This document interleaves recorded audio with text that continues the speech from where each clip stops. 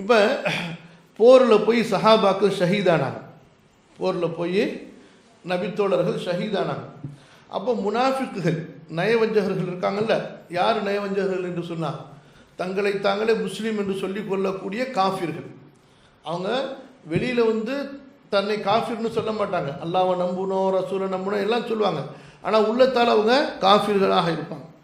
அந்த முனாஃபிக்குகள் என்ன பேசி கொண்டார்கள் என்றால், இந்த மாதிரி போய் போரில் கொல்லப்பட்ட சஹாபாக்களை பார்த்து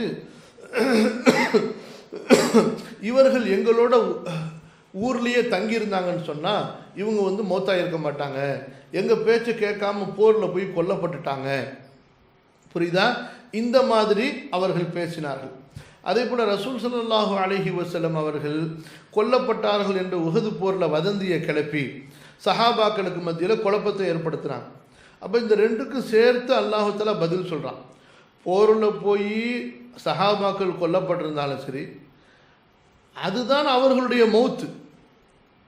எனவே அதிலிருந்து அவர்கள் தப்பிக்க முடியாது. வீட்டில் இருக்கிறதுனால அந்த இடத்திலிருந்து அவர்கள் தப்பிக்க முடியாது, புரியுதா? அதே போல் ரசூலுல்லாஹுவாக இருந்தாலும் அவர்களும் மரணிப்பதற்கு அல்லாஹ் ஒரு விதியை எழுதி வச்சிருக்கிறான். அல்லாஹ்வுடைய தூதராக இருந்தாலும் அவர்கள் மரணிப்பதற்கும் அல்லாஹு தஆலா ஒரு விதியை ஏற்பாடு செஞ்சு வச்சிருக்கிறான். அந்த விதி வரக்கூடிய அந்த நேரத்தில் ரசூலும் மரணித்து விடுவார்கள். அப்போ ரசூல் மரணித்து விட்டார்கள் என்றால் நீங்கள் மார்க்கத்தை விட்டு போயிடுவீங்களா? அவர்களும் மனிதர்கள் தான். அந்த மனிதர் என்ற அடிப்படையில் அவர்களுக்கும் மௌத்துடைய நேரம் முடிவு செய்யப்பட்டிருக்கு. அந்த நபி அந்த ரசூல் கொல்லப்பட்டு இறந்தாலும் சரி அல்லது தானாக இறந்தாலும் சரி, அவருடைய மரண நேரத்தில் அவர் இறக்கிறார். அவர் இறந்து போயிட்டதுனால இந்த தீன் இல்லாமல் போயிடுமா? இந்த தீனை நீங்கள் விட்டுடலாமா? புரியுதா? இதுதான் அல்லாஹுடைய கேள்வி. அதுதான் அல்லாஹு தஆலா இப்படி சொல்கிறான், வமா கான லினஃப்ஸின் அன் தமூத இல்லா பிஇذனில்லாஹ். எந்த ஒரு ஆன்மாவாலும் முடியாது மரணிப்பதற்கு அல்லாஹ்வுடைய நாட்டம் இல்லாமல். எந்த ஒரு ஆன்மாவாலும் முடியாது அல்லாஹுடைய மரணிப்பதற்கு அல்லாஹ்வுடைய நாட்டம் இல்லாமல். சில பேர் பாருங்க, சாவணுன்னு சொல்லி மாடியிலேருந்து குதிப்பான், சாவணுன்னு சொல்லி மாடியிலேருந்து குதிப்பான், கீழே ஒருத்தன் அப்பாவி போயிட்டு இருப்பான், அவன் மேலே விழுந்தோன்னு அவன் செத்து போயிடுவான், இவன் எந்திச்சு ஓடி போயிடுவான். புரியுதா இல்லையா? இப்போ ஒருத்தர் என்ன செஞ்சான், தான் மனைவி மேலே மண்டையில் போட்டு உடைக்கணும்னு சொல்லிட்டு ஒரு பெரிய டேப் ரிகார்டரை தூக்கி மனைவி மண்டையில் போடுறதுக்காண்டி தூக்கிட்டு வந்தான். இந்த மனைவி கராத்தே குங்ஃபு படித்தது போல இருக்குது. அவன் கரெக்டாக தூக்கிட்டு போய் போட வந்தவொடனே புசுக்குன்னு அது உட்காந்துருச்சு.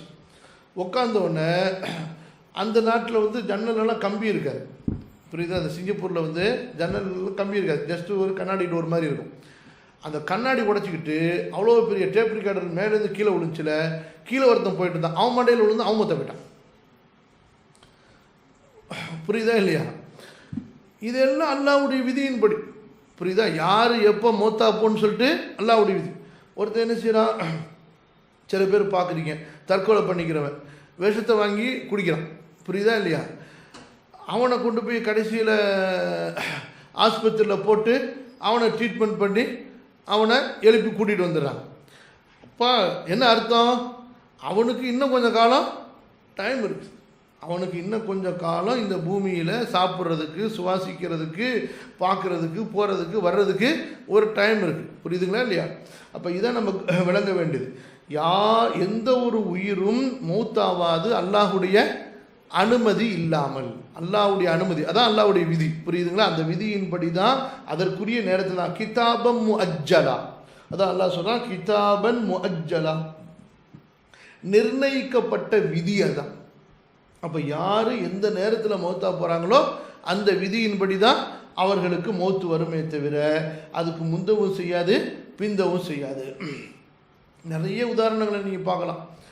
அப்போ நம்முடைய அறிவு என்பதெல்லாம் ஒன்றுமே கிடையாது. உண்மையில் நம்ம புகழ வேண்டியது அல்லாஹ்வை தான், நம்ம பாதுகாப்பு தேட வேண்டியது அல்லாஹ்விடத்தில் தான்.